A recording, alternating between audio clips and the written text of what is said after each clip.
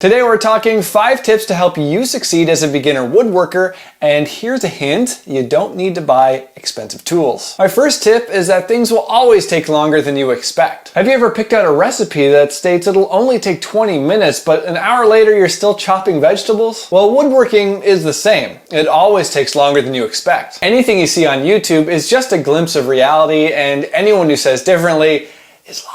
Don't kid yourself with a project deadline. Committing a hobby to a schedule is about as realistic as me committing to a relationship. What? Because life will get in the way and should take priority over your hobby.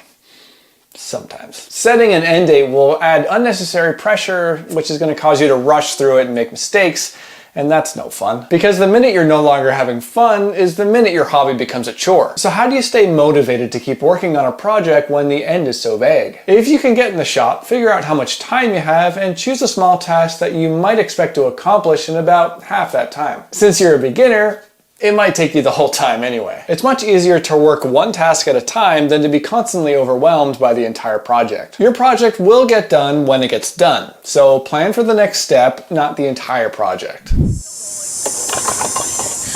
Scott, can you make me some quick built-ins? My second tip is to be selfish. As a beginner woodworker, one of the hardest lessons you'll need to learn is when to say no. If they haven't already, people are going to ask you to build them things left, right, and center because you're a woodworker now. No one, not family, friends, or friends of friends, have any idea what the value of your time is, and nor do they care because they just want a farmhouse table that's cheaper than a particle board atrocity from IKEA. And they wanted it yesterday. And here's a news flash. As a beginner woodworker, you probably don't know the value of your time either. And as I said before, you might not have a great understanding of how long it takes to complete that wine holder that your aunt could have bought off Amazon for $40. Having a bunch of tools is a bit like being the person with a pickup truck, only 100 times worse. Because letting someone borrow your pickup truck for an afternoon is nothing compared to the dozens of hours of your own time it'll take to build just a quick project for that friend. Don't fall into the trap of always saying yes to building for others. It'll just strain relationships and leave you with no time for building and experimenting for yourself. My third beginner woodworking tip is don't cheap out on wood. So you're watching a woodworking video, like we all do, and you tell yourself, that's pretty easy, I can do that. So you head to a big box store to buy some wood, yet you bring home some construction lumber that's neither flat nor straight. Now you're headed down a path of pain and despair where things don't line up, joints aren't tight, and you unfortunately hate your new hobby. I know you don't want to spend a whole lot of money on wood when you're starting out, but do yourself a favor, spend a little more up front to save you time and frustration later. The best place to find premium wood is to go to a hardwood dealer. They're going to have the best selection of pre-milled lumber that's going to be pretty flat and straight. You'll also have optional services to plane to a specific thickness. I know that hardwood dealers are few and far between, and you might not have one around the corner from you. In fact, I live in the most populous place in Canada and I have to drive an hour north. But it's totally worth it. If you're really going for convenience, there is a small selection of premium softened hardwoods at the big box store that might be adequate for your projects. Just be sure to inspect each board to make sure it's as straight and flat as possible. I understand that it's more expensive to buy straight and flat wood, but there's no point in getting frustrated when you're starting out if it's preventable. Make your first project successful and you'll stick with woodworking. The fourth tip on what you need to do to succeed as a beginner woodworker is to like this video. I can't say that with a straight face. But if you like what I do and you want to support me, hit the like button and subscribe. That'll make me happy and I'll make more videos.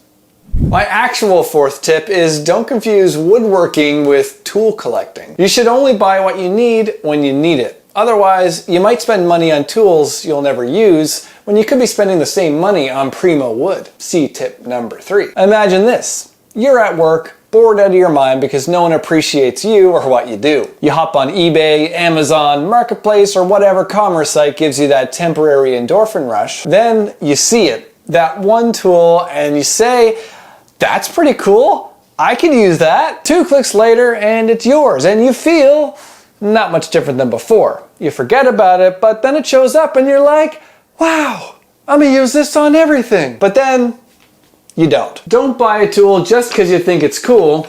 You won't use it. Don't buy a tool just because it's on sale. You won't use it. I hate to break it to you, but you might not know what tool you need until that need arises. and that's when to buy that tool. My fifth and final tip is, well, I don't have a catchy phrase for it, but it's about plans and design. Drill goes up, drill goes down.